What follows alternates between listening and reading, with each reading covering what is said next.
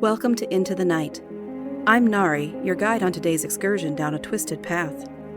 Be careful not to get lost. Be it dark or light, it's easy to lose your way. Are you ready? Then let's begin.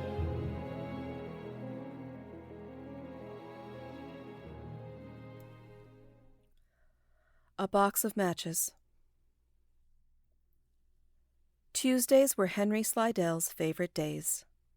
His love for them began when he was a boy, and his grandmother gave him a stamp collecting set for his 10th birthday. His celebration fell on a Tuesday that year, and every week at the same time, he and Grandma Pat added to his collection. They spent hours poring over his new acquisitions, and his grandmother would show him her own displays. Those were special times, and Henry would forever equate Tuesdays with happiness and warm memories. Grandma Pat lived in one of those old, carefully preserved homes that made Henry feel as though he had stepped back in time when he stayed there. And he stayed there a lot. His parents weren't very involved in his upbringing, so he practically lived at Grandma Pat's. That was just fine with Henry. He developed a special bond with her that shaped who he was and who he would become. Even after her death, he felt that she had never quite left him. On some days, he was sure he felt her gentle guidance with decisions large and small. Henry's grandmother was well-cultured and had exquisite taste. Having grown up as the daughter of a librarian and a museum curator, she was well-versed in fine literature and art. Beautiful carpets covered the hardwood floors, and expensive paintings adorned the walls. Years of travel had deeply influenced her eclectic style. If it caught her eye, she made it fit her decor. Primitive mingled with modern museum-quality pieces. Somehow, his stately grandmother made every new addition to her home blend with her other pieces. She had a real eye for placement. Grandma Pat was also quite the collector, and of more than just stamps. Of course, she acquired fine art and exotic home furnishings. However, one of her favorite pastimes was simpler in nature. She loved gathering an assortment of teapots. It was an interest that stretched from her childhood until she passed. When she was 10, she was given a special teapot that she loved to show off. This sentimental favorite of hers held center stage above all others. It was unique and whimsical, and it was shaped in the form of a little girl's head with a purple butterfly as the lid. That first teapot began her foray into picking up the beautiful and the unusual. She never worried about their current worth, or if they were antiques when she purchased them. She bought from the heart, and used her artistic eye to judge if a new find was worthy or not.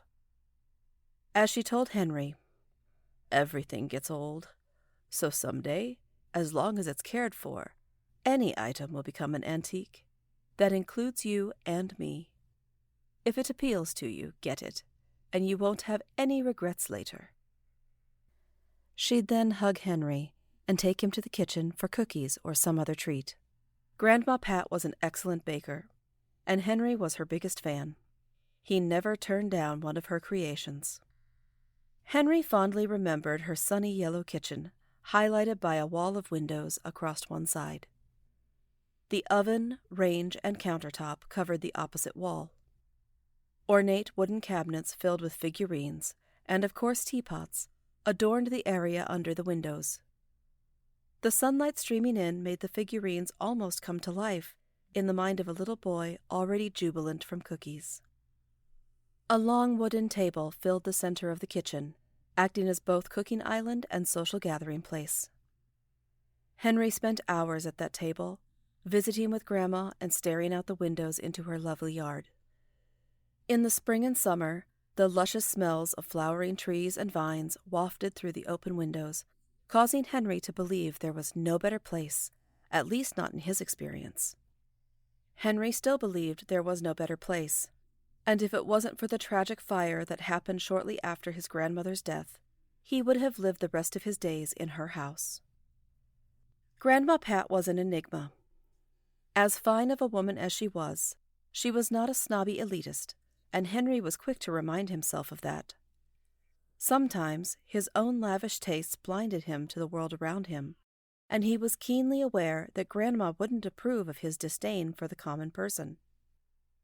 At times, Henry's face flushed, knowing that his grandmother watched him from the other side, chastising him for his haughty ways. His grandmother never lost touch of her place in the cosmos. Her life of wealth did not mean she was above anyone else, and she approached all aspects of life with the same humble opinion. While she had fine furniture and household adornments, Grandma Pat also collected strange, ordinary items such as doorknobs, buttons, and beautiful rocks. Grandpa Jameson left her a hefty fortune to live on after he passed, so monetary value meant nothing to Grandma when it came to her collections. She told Henry many times, "Collect what makes you happy, regardless of what anyone else thinks." Henry took her advice to heart. Grandma's enthusiasm for acquiring and categorizing odd things helped Henry not only with his own hobbies, but in his career too. Insects fascinated him as a child, and his grandmother encouraged him to collect those. It turned into a profession.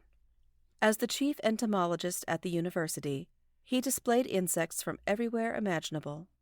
Some were common, others were exotic. Henry loved them all, but the stranger the better was his motto. He traveled far and wide and never failed to bring specimens back with him. One unusual quirk of Henry's was that he insisted on finding pairs. He wouldn't place a single specimen in his case until he knew it had its mate. Both male and female of a species must be together, or the display was worthless in Henry's mind. Who knew where his compulsion came from? Even Grandma Pat wasn't so rigid, but Henry was a stickler. Henry spent Tuesdays at home, and in honor of his grandmother, he used that time to go through his collections, making sure all was well with each one and adding to them when appropriate. A perk of being the top professor in his field at the university was that he could call some shots. One reason he'd been drawn to academia was the flexibility in his work schedule. As long as he gave his lectures, held consistent office hours for students, and continued his research, thereby bringing grant money and fame to the institution, he could pretty much do as he pleased. Spending Tuesdays at home to dote over his collections pleased Henry. Henry stopped for a moment as he became lost in a memory of his grandmother. He could see her pruning rose bushes, wearing that silly bonnet of hers. Henry sighed. She was such an instrumental part of his life, right up until her death. After all these years, he could smell her perfume and hear her sweet voice. She taught him all that was important in life. She taught him about the need to travel and the need to have a healthy curiosity. With the money necessary to support his every whim, she had indulged Henry. He always had whatever toy he wanted as a child, and he had the fastest sports car money could buy as a young man.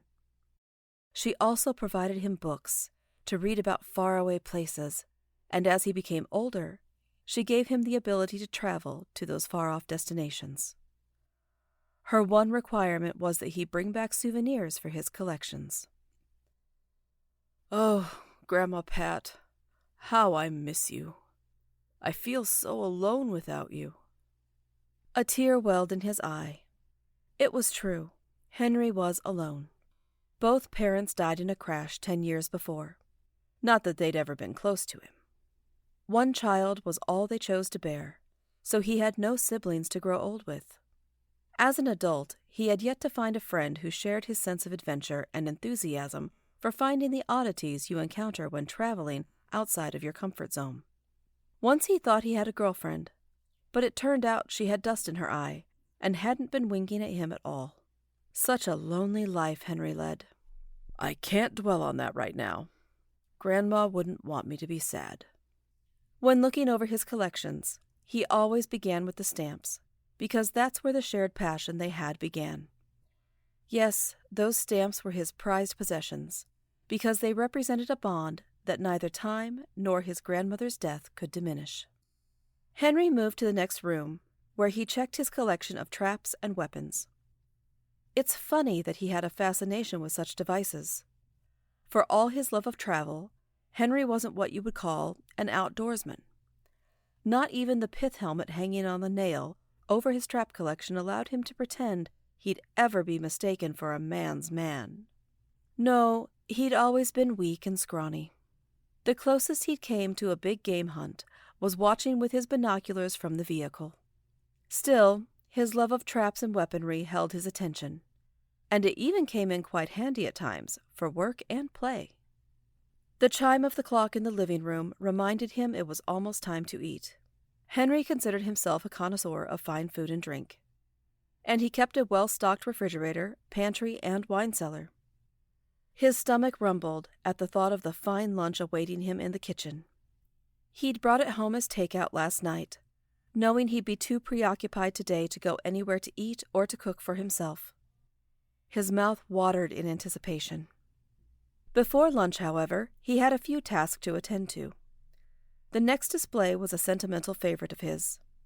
He perused the collection of fine books, some left to him by his grandmother, and others acquired on his own. He always loved a fine piece of writing. Some poignant memories washed over him as he relived trips he'd made to find these literary beauties. Life as a collector and a traveler was full of so many joys that common citizens just wouldn't understand. Wealth was a means to achieving a life well lived. With that thought, Henry reached his most intriguing collection of all. The sheer size of it nearly filled an entire room, but it was worth it, especially now that he had found the missing mate to his crown piece. A collection is never complete until each piece has its match. Joy filled Henry as he carefully lifted the lid on the glass box.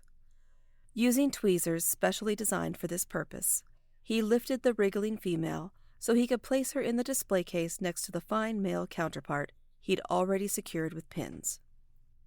My, you're a feisty one. This will just take a moment or two. I need to mount you just right. You're more beautiful than any butterfly back at the office. Don't struggle, my sweet. With that, he applied a dab of glue and raised the first pin to put her in place. His most recent trip to Earth had been worth it to find a specimen such as this. He finally had his match set of Homo sapiens.